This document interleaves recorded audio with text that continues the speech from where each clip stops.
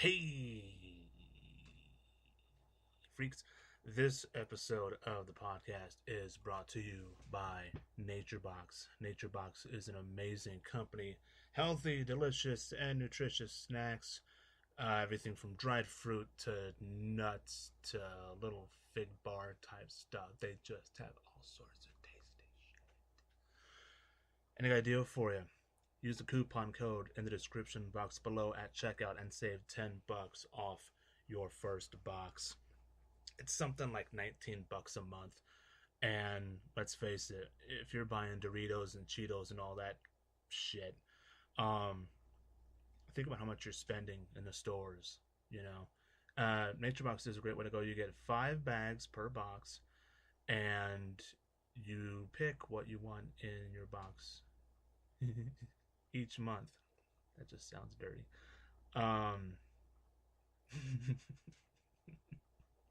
That's kind of funny. But anyway, naturebox.com, use the coupon code in the description box below. Save $10 off your first box. We're also brought to you by Amazon.com. If there's something you want to buy from Amazon for somebody or for yourself, a book, DVD, a movie, whatever, I don't know, it doesn't matter what it is. And you want to help the podcast out, go to lookingbackpodcast.weebly.com. That link is in the description box below as well. And click the Amazon banner on the front page. And out of whatever you spend, they send back a percentage. And it really helps us out. With that, let's start the show. Part 2, The Rise of Rome. Giggity.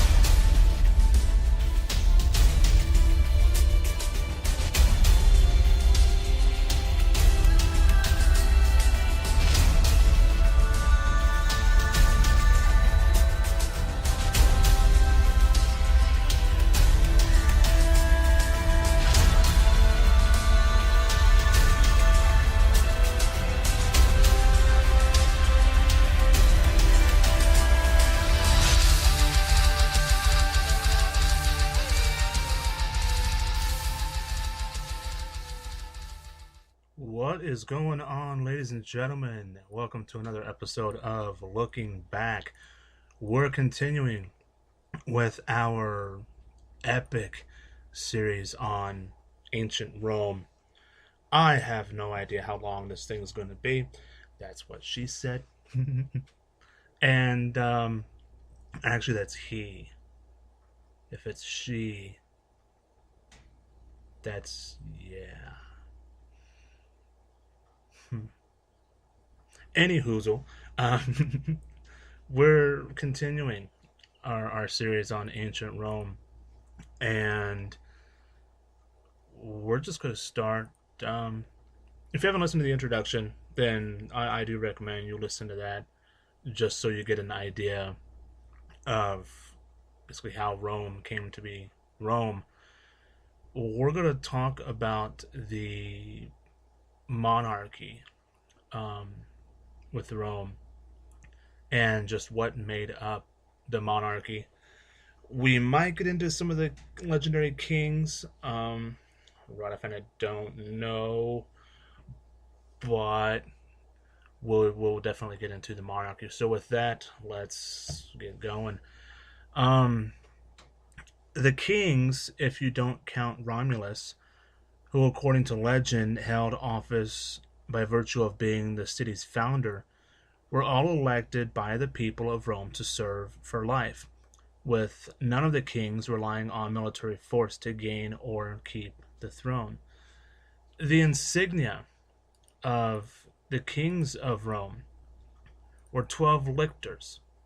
Lictor was a Roman civil servant who had the task of attending and guarding the magistrates of the Roman Republic and the Empire, especially the kingdom. Also, the fasces is a Latin word fascis, meaning bundle, and it's a bound bundle of wooden rods, sometimes including an axe. The right to sit upon a curl chair. A curl chair, a curl seat, is basically what you think it is. It's a design of a chair that was used in ancient Rome, and its uses in Rome was a symbol of political and military power. The Cyril chair, the purple toga picta, the red shoes, toga picta is basically literally a toga. And the white diadem around the head, all of those insignia, the most important one was a purple toga. The first in the monarchy was the chief executive. The king was invested with supreme military, executive, and judicial authority through the use of imperium, formally granted to the king by the Comitia Curiata, with the passing of Lex Curiata de Imperio at the beginning of each king's reign. The imperium of the king was held for life and protected him from ever being brought to trial for his actions. As being the sole owner of imperium in Rome at the time, the king possessed ultimate executive power and unchecked military authority as the commander-in-chief of all Rome's legions. Also, the laws that kept citizens safe from magistrates' misuse of imperium did not exist during this imperium reign. The monarchical reign period. Another power of the king was the power to either appoint or nominate all officials to office. The king would appoint a tribunus celerum to serve as both the tribune of the Ramnes tribe in Rome and as the commander of the king's personal bodyguard, the celeres. The king was required to appoint a tribune upon entering office, and the tribune left office upon the king's death. The tribune was second in rank to the king and also possessed the power to convene the Curiata assembly and lay legislation before it. Another officer appointed by the king was the Praefectus Urbi, who acted as a warden to the city. When the king was absent from the city, the prefect held all the king's powers and abilities, even to the point of being bestowed with imperium while inside the city. The king even received the right to be the only person to appoint patricians to the Senate. Next in line was a chief priest, and what's known for certain is that the king also possessed a right to the auspice on behalf of Rome as its chief augur, and no public business could be performed without the will of the gods, made known through auspices. The people knew the king as a mediator between them and the gods, pontifex, a bridge builder. That's why you have the Pope, known as a pontiff or a pontifex, in this sense, between men and gods. And so they viewed the king with religious awe. And this made the king the head of the national religion and its chief executives. Having the power to control the Roman calendar, he introduced all religious ceremonies, appointed lower religious offices and officers, and it said that Romulus himself instituted the augurs and was believed to have been the best augur of all. He was augursome. Boo. Likewise, King Numa Paulius instituted the pontiffs, and through them developed the foundations of the religious dogma of Rome. By hanging on to outdated imperialist dogma. That's right, Monty Python.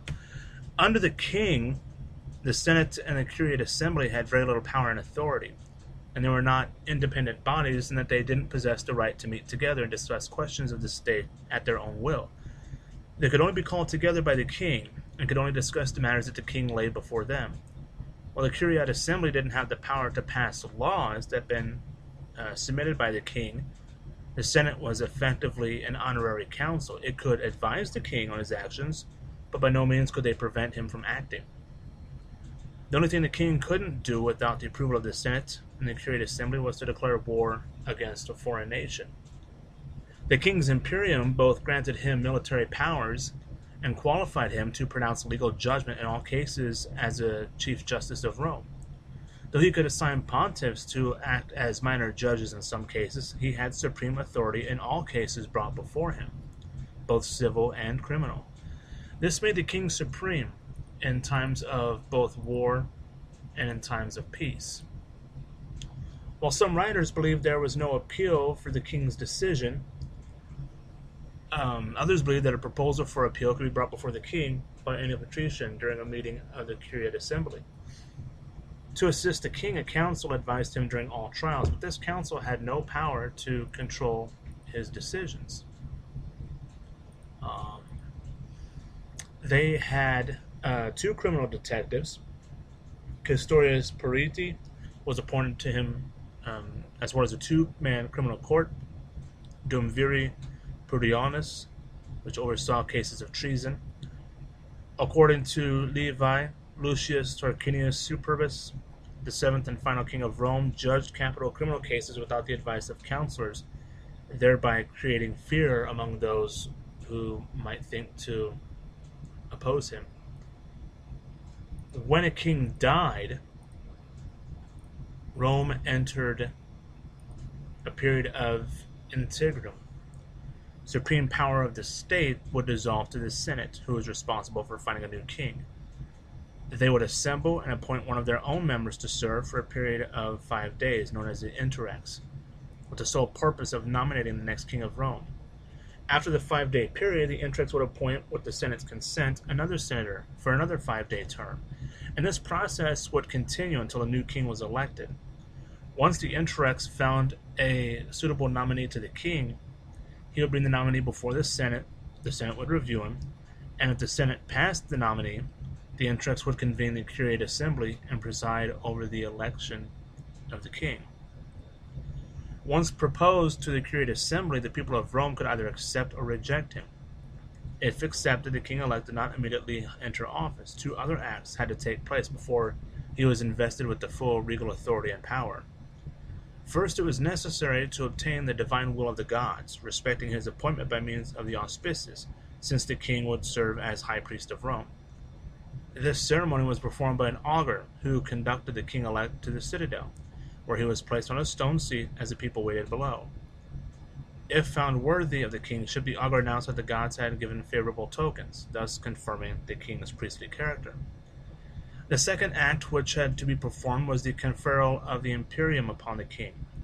The assembly's previous vote only determined who was to be king, and had not by that act bestowed the necessary power of the king upon him. Accordingly, the king himself proposed the Curiate Assembly by a law granting him imperium, and the assembly by voting in favor of the law were granted.